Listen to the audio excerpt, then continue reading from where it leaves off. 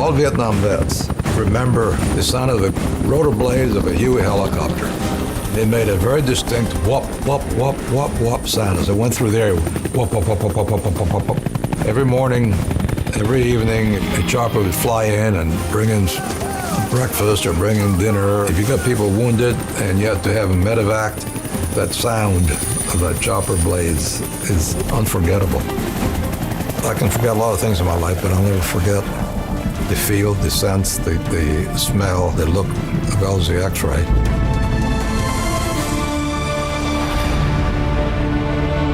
I was born in Fort Benning, Georgia. My dad was an Army officer, a West Point graduate, but both he and my mom were born and raised in Puerto Rico. He was one of the first Puerto Ricans ever to attend West Point. The only thing I can ever remember wanting to do was go to West Point and be an Army officer. I mean, I had no second thoughts.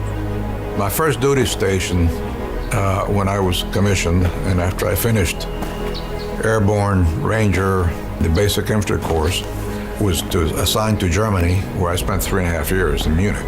As my tour of duty was about to finish, I started hearing little rumblings. We had special forces units in Laos. I've always felt my duty was to move to the sound of the guns.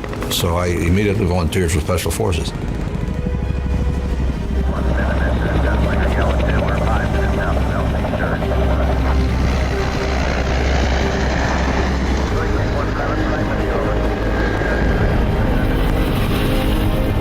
I have today ordered to Vietnam the Air Mobile Division and certain other forces which will raise our fighting strength from 75,000 to 125,000 men almost immediately.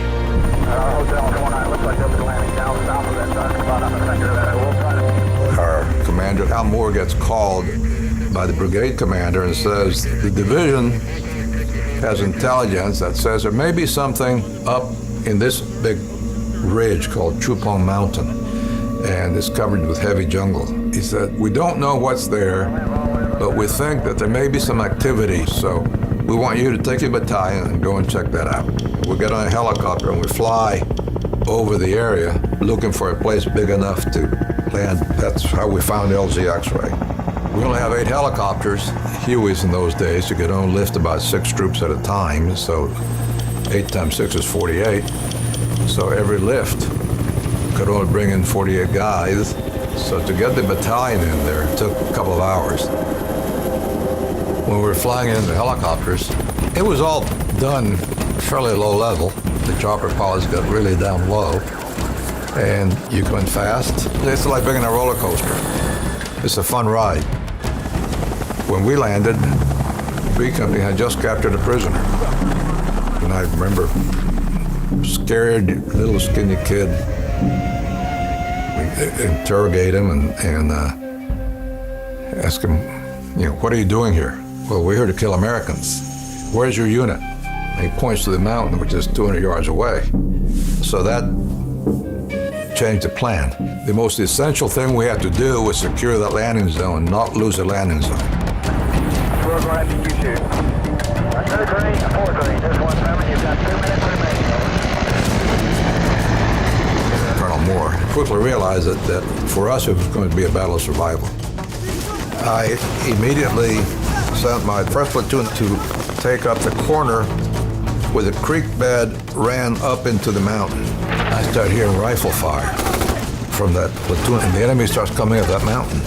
As soon as the last platoon landed, I run down and I start hearing machine gun fire, and I run into the platoon sergeant who is lying on the grass, and I said, where's Lieutenant Taft, who is the platoon leader? And he says, Lieutenant Taft is dead, sir. I had told my soldiers, as Hal Moore had, that we're not going to leave anyone behind. So myself and my communication sergeant went forward. There's a fight going on, and I find Taft, but I also find another soldier, and he's shot in the gut. Because of the heat of the moment, whatever, my mindset was I have to go get Lieutenant Taft. So I grab Lieutenant Taft, and I bring him back. but knowing that I have to go back a second time because I have to bring back the other soldier. Again, under fire, we go forward. And this time they're throwing hand grenades at me. We get the soldier back, and the crescendo of the fight, it starts building up.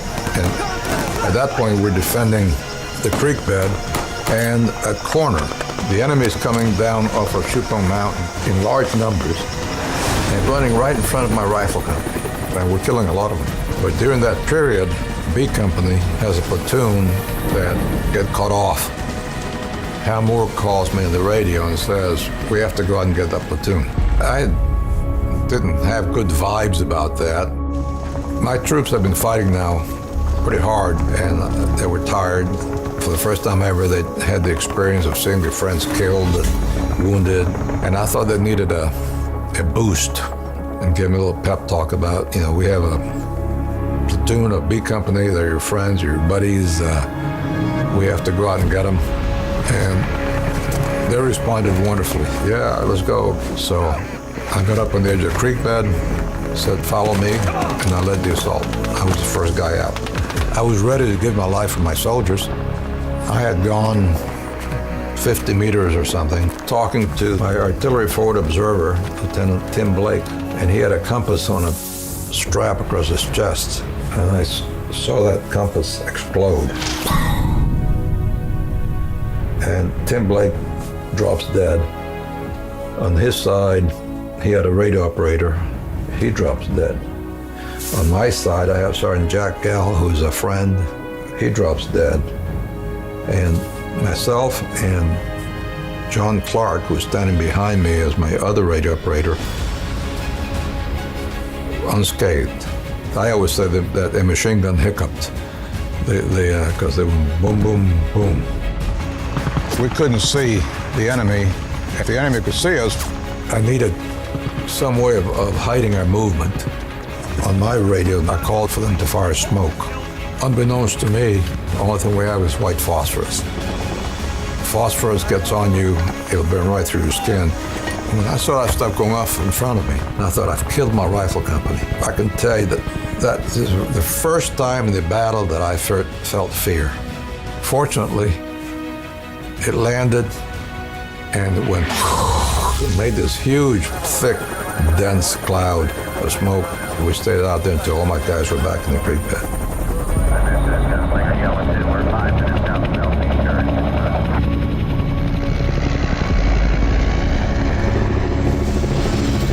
On day number 3, word comes out that we have to evacuate because Air Force are going to come in and they got to drop bombs all on the side of that mountain.